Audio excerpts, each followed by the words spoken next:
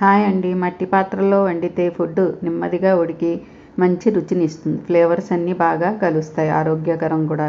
ఒక్కొక్కసారి చాలా రోజులు వాడకపోతే ఫంగస్ పడుతుంది. దీన్ని మెయింటైన్ చేయడం పెద్ద కష్టమే కాదు. పాత్రలో నీళ్లు పట్టి మరిగే నీటిలో వెనిగరు, నిమ్మ చెక్క వేసి గ్యాస్ ఆఫ్ చేసి బేకింగ్ సోడా వేసి దింపేసి పసుపు కూడా యాడ్ చేసి బాగా చుట్టూ కూడా పోస్తూ కాసేపు ఉంచేసి ఆ నీటిని పారపోసేసి కడిగేసుకుంటే సరిపోతుంది. రోజు అలా చేయడం కుదరకపోతే పసుపు, తినే సోడా, వెనిగరు కలిపి స్క్రాచ్ బ్రైట్తో కానీ నిమ్మడెప్పతో కానీ తోమేస్తే చాలు. వీటికి పోర్స్ ఉంటాయి కాబట్టి లిక్విడ్ డిష్ వాష్ లిక్విడ్స్ ఏవి కూడా వాడకూడదు. పొడి బట్టతో తుడిచి నీడన ఆరబెట్టుకోవాలి.